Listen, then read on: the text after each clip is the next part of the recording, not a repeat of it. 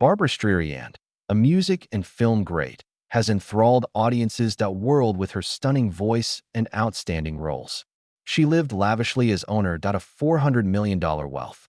From exquisite cliffside residences in elegant penthouses overlooking Central Park West to sophisticated apartments in Malibu, her tremendous flair and sophistication are evident in every Upper East Side residence. Her collection of from Bentley and Mercedes to Rolls-Royce historic automobiles demonstrate beautiful era with a bright, sophisticated personality that commands admiration from those who see it. But beyond that glamour curtain, as Barbra faces a quiet tragedy, sinister clouds gather that achieves 88. Her vast fortune becomes a battleground. Her children rage at her to sell property and ride a wave smashing on her life's proud cliffs. Her wellness persists. Heart disease and multiple strokes per heartbeat cause deterioration. Reminder of finiteness, power, and money pressures are immense. Barbra is still undecided, facing the gap of unmade options is painful. Who will inherit $400 million last? How does Barbra Streisand live amid endless materialism and legendary loneliness? This video covers her entire life. Age 88 at ado, Barbra Streisand looks like a Hollywood icon. She has a $400 million wealth following decades of acting, singing, and filmmaking. Beautiful Malibu coastal villas, her rare art collection, and huge final tour earnings describe her triumph against obstacles. However, its brilliance is now obscured by old age's loneliness that permeates her home. She often sits alone by the window, staring at the water, wondering if these accomplishments offer satisfaction. They may be a facade for permanent pain. From her poverty, Barbra's father died of a heart attack when she was a few months old in Brooklyn. A tragedy, a lifelong legacy haunted her. Diana, her mother, worked hard to raise her children, but the absence of affection made Barbra crave a true family. Something no wonderful career could fix. Long ago, she whispered to herself that nights, "I have conquered the world. Why is my heart empty?" At 88, those memories flood her, reminding her that success is not everything that remedy for old wounds. In 1966, Barbra had her only son, Jason Gould. Pride and disappointment characterized her first marriage to Elliot Gould. Jason, talented but private artist, sought to avoid the spotlight his mother wanted for him. Relationship has become distant with rare chats about old memories rather than a future. Her heart aches when Barbra looks at old images of them. I gave him everything yet. Why is he so distant? Unspoken distance is possibly her biggest heartbreak. Barbra has long considered leaving that fortune to her kid. At 21, Jason Gould came out as gay. 1980s. The LGBTQ+ community and campaigners deemed this brave. Stein was devastated by the news. Several reliable publications say her son's decision to make his private life public violated convention. Familial and self-image values she cherished. Strand's view of her legacy and fortune has changed because to this disappointment. She reportedly pondered not leaving her son her full inheritance. She fears Jason's decisions may misuse her possessions, creating underlying issues, stress in the family. Streisand is also known for championing career and public control. Image. She felt powerless over her private life after Jason's revelation. And public perception of the family. Some accounts say this made her hesitant. After marrying James Brolin in 1998, she divided her estate traditionally. Josh, Jess, and Molly Elizabeth were his 3 children, and Barbra thought she had discovered a complete family. She embraced as her own. She gave them lavish gifts and wise counsel. However, around 88, she saw furtive looks, fewer calls, often financial future discussions. She wondered if that love was unconditional or a sham. For her departure, so they might fight for her great riches. Barbra's property from verdant Malibu gardens to luxury New York residences, not simply property. It is her life in mosaic form. She once spent thousands of dollars to clone her pet dog Samantha to preserve some warmth. But now worries about her possessions after her death have made them burdensome. Jason and her stepchildren's disagreements drove them apart. Often awake, she imagines her enjoyed dividing villas and whispered, "I constructed this from nothing. Why is it a knife dividing my family?" Barbra loves many intensely. From drama hairdresser John Peters, briefed young tennis player Andre Agassi affairs with Pierre Trudeau and Don Johnson. These connections gave brief bliss, but also emotional damage from infidelity whispers and over-control. Her marriage to James Brolin, her last anchor, was marked by mistrust. She regained size at 88. My heart went to many. Yet in the end, just loneliness and questions remain. Also, tragedy advances as Barbara's health declines. She shows indications of old age. The stroke that killed her father at 34 left her with genetic heart disease. She regularly has brief chest pains, abnormal heartbeats that stop her mid-activity, and physicians warn off greater danger for elderly women. It cost her millions to start Female Cardiovascular Research Center. But now she's a victim of the condition, making routine exams terrifying. She shakes when signing documents due to minor strokes in recent years. Legendary voice falters. Other age-related diseases, joint pain from arthritis, slows her walking throughout her vast estates. Fig makes her cancel final recordings. Her attempts to conceal it continued, smiling at the mirror, but knowing her body is betraying her like a sorrowful tune fading away.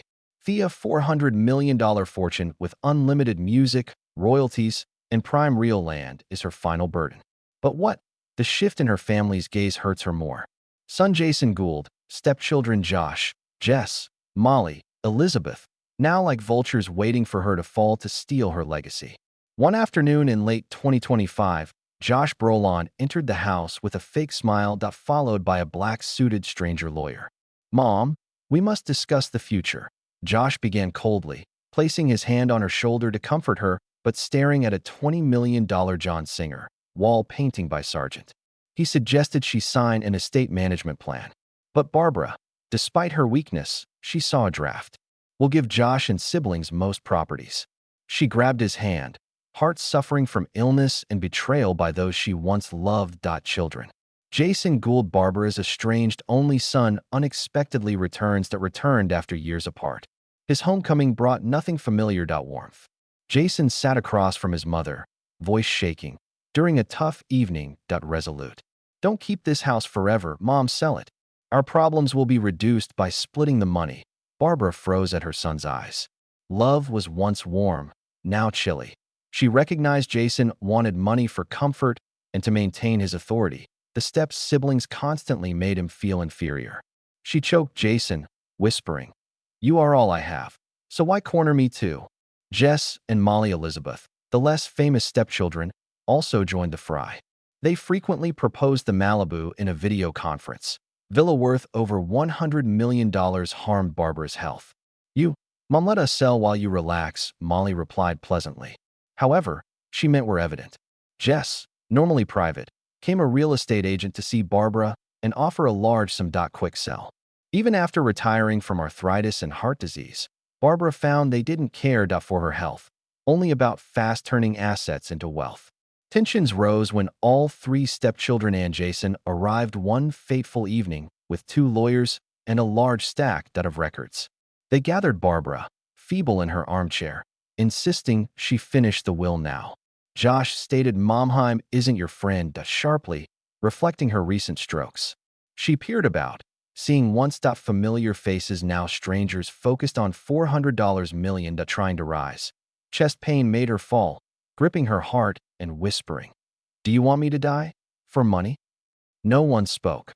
Only lawyers rustled papers. Barbara was fatigued but found inner strength, a woman who built an empire despite poverty and discrimination. She resisted signing the will, pushing documents away, frightened but determined.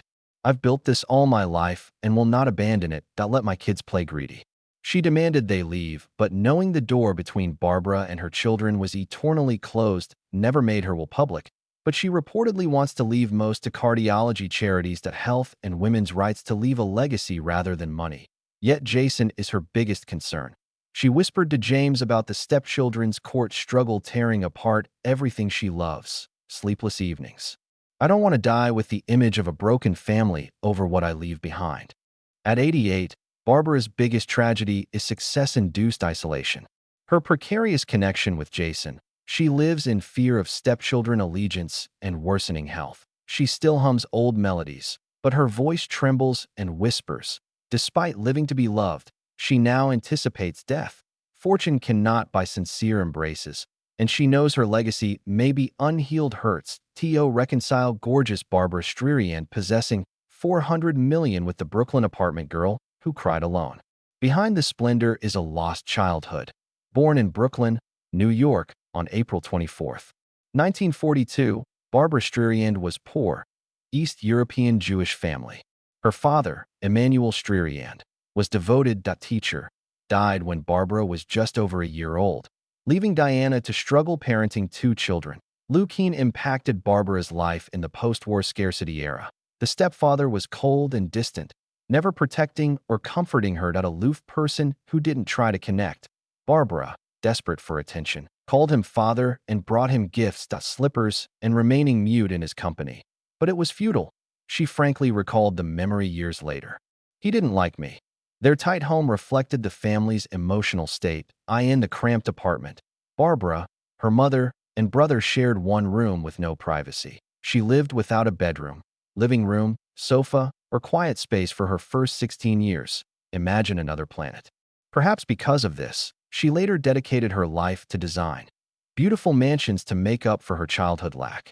Barbara's relationship with her mother, Diana, was kind but frigid. She was distant, depressed, and drugged after losing her husband. When Barbara left home at 16, she loved her kids awkwardly. She only showed her affection by leaving bowls of soup and fruit at the door. Mother and daughter sometimes spend time alone in silence. Barbara's frigid bond was weakened by jealousy. In a tiny flat, without parental love or money, childhood passed. She felt like an outcast in the busy Brooklyn area where friends lived. Barbara had a remarkable voice from childhood, pure resonance, loud enough to stop neighbors and listen. Instead of encouragement, the small big nose, deep voice girl was often chastised for not appearing like a star. Voice and stubbornness. Her mother, who had pursued an unfulfilled music career, didn't support her daughter's artistic pursuits. You're not a musician, singer. Be a teacher like your dad, Diana suggested. But it felt denial merely fueled Barbara's insatiable yearning that T.O. proved beauty had talent and integrity. After graduating, Barbara left Brooklyn for Manhattan in high school with a few dollars, the desire of singing on great venues. She sang at little places like Bollywood, and the Blue Angel brought spectators so near to the singer they could hear her breathe. Her expressive voice and unique performance style instantly stood out. A Broadway producer saw her perform and urged her to audition for the play I Can Acquire It For You. To wholesale, Barbara debuted on stage in 1962 as Miss Marmelstein. She drew praise. A year later, Barbara signed a contract with Colia Records. Her 1963 Barbra Streisand debut won 2 Grammys, including Album of the Year, a rare feat for a 25-year-old. She rose again on Broadway as Fanny Brice in Funny Girl 1964. A talented, determined girl without beauty. That character resembled Barbara's life when the film of the same name debuted. Barbara quickly won the 1968 Oscar for Best Actress, solidifying her career of stardom. Streisand thrived in the 1970s, appearing in popular films like Hello, Dolly, The Way We Were, and A Star Is Born's evergreen theme. Barbara is one of the few artists to win an Oscar and a Grammy that win top music and film awards. After acting or singing, Barbara represented creative individuality, a woman daring to be distinctive. Men ruled Hollywood until Barbara debuted in the mid-1980s.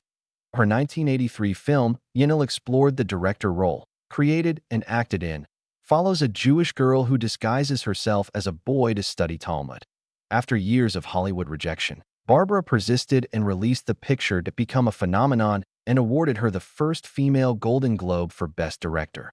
After winning, Streisand proved she was more than a star. Pioneering Hollywood female directors in the 1990s, Barbara directed and starred in The Prince of Tides, earning 7 Oscar nominations. She rarely appeared publicly, but her tours sold out in minutes, record-breaking concerts. Barbara combined her art with herself to social causes, founded the AIDS Streisand Foundation, cardiovascular health, women's rights, environment, and research. Barbra Streisand is known for her brilliance, determination, and loud voice influence beyond music. Only she has albums #1 for 6 decades from 1960 to 2010. Barbara is represented as a lady who defies convention. She establishes her own entertainment business on her beliefs. A phrase for when hiding knowledge spreads it, instead of harming her. Her privacy case reputation just cemented Barbra as a pop culture hero of independence.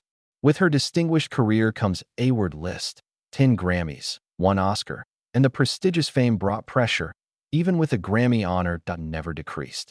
Success demanded innovation, delivery, and dominance. Not all albums and films were hits. Mixed reactions.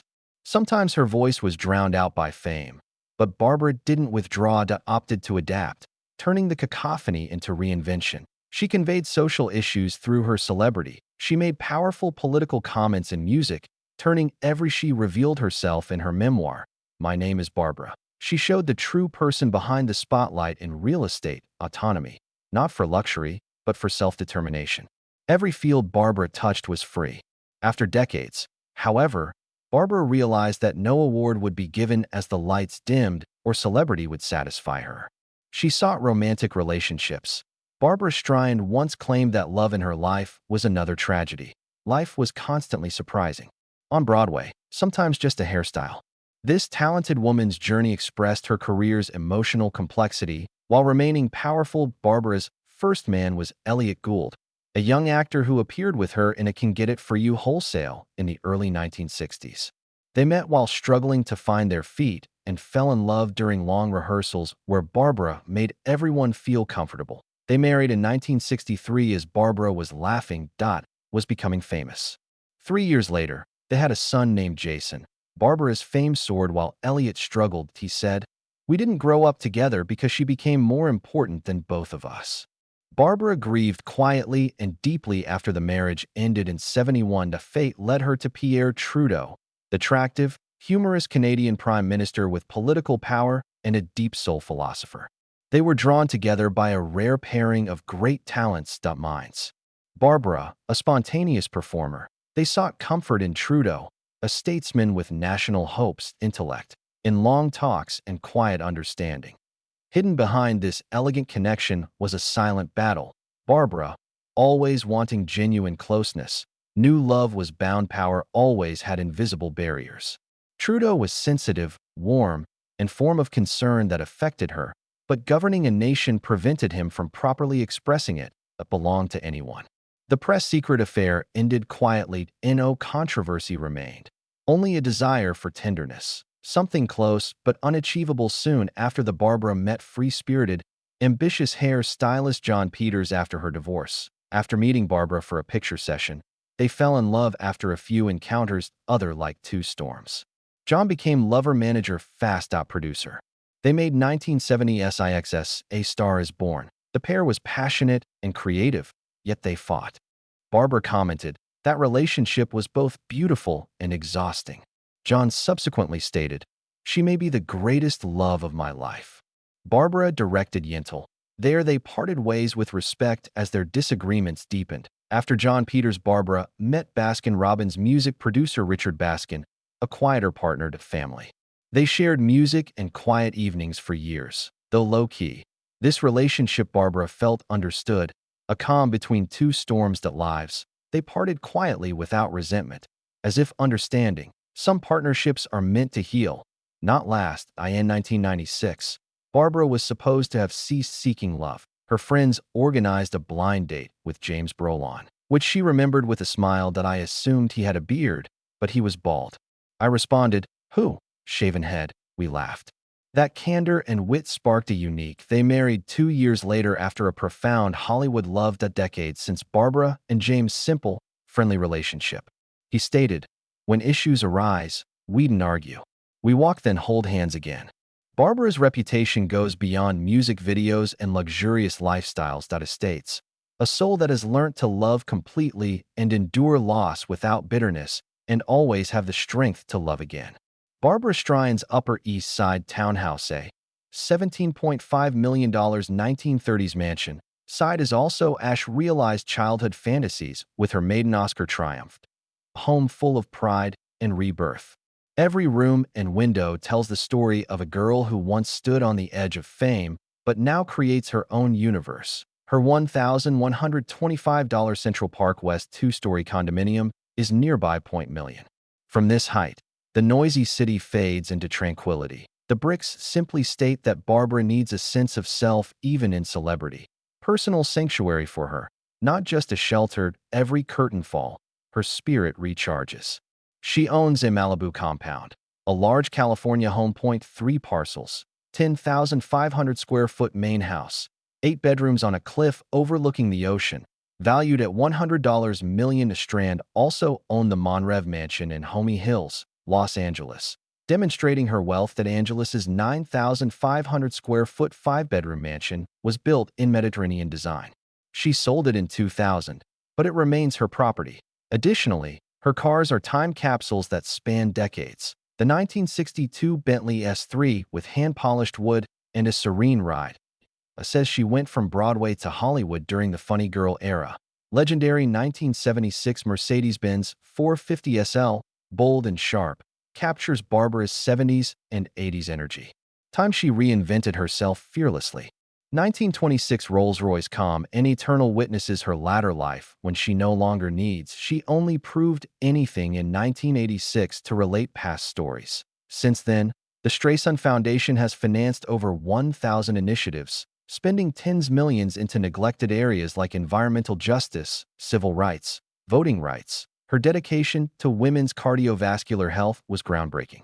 She funded Cedars-Sinai's Women's Heart Center in 2008, not for attention, but fury at a healthcare system that viewed women as statistical exceptions. Her humanitarian work included supporting Cedars-Sinai Hospital's Women's Heart Center. Her 2009 $5 million donation established the Barbra Streisand Women's Cardiovascular Research and Education Program, promoting heart disease awareness and research. Streisand also supports Planned Parenthood, ProPublica, and women's media. She supports climate change projects with the Center and UCS.in 2024. She promoted social justice and Ukrainian humanitarian help. Awarded $1 million to 7 recipients of the Genesis Award Women's Health, Climate Change, and Social Justice charities. Streisand helps local organizations like Hampton as well as large ones. West Hampton Beach Synagogue commemorating career figures. These charity efforts demonstrate Barbra Streisand's compassion and social responsibility. Wealth benefits individuals and the community. Barbra lives peacefully with her husband James Brolin in her 80s.in Malibu. The Pacific Ocean reflects the severe weather. She starts her day without a timetable or camera lenses, but with mild window sunlight, garden roses, and herbal tea at brunch. The stage energy is now calm, profound, and Barbra walks the garden daily to be balanced. Yoga and mindful eating. Her voice rarely rose as she appears less, has no social media, yet resonates quietly, deeply, and emotionally. She writes instead of like or sharing memoirs, quietly recounting her life in her own style, and cadence. Friends say Barbra is still intelligent and thoughtful, perfectionist, yet softer and warmer. Leaving over $400 million is maintained with the same care that launched her career. Her loved ones say her will is a great mix of emotion and rationality, sharing Jason's stepchildren and charitable foundations fairly, maintaining what she's built. Influence. Barbra Streisand has not left a will, so who will inherit her wealth? Publicized her complete will. Her vast assets and independence may prevent her from leaving everything to her only son, Jason Gould, but may divide it among relatives and charities. Barbra Streisand, 88, supports her longtime causes. Originality and unique appeal, but cannot avoid old age tragedy. She must divide her $400 million estate when health and new generations emerged. Do you admire Barbra Streisand's timeless tunes or wonder who she is? Who will inherit her estate? Comment below. Thank you for following. Subscribe to learn more about this legend's life and career.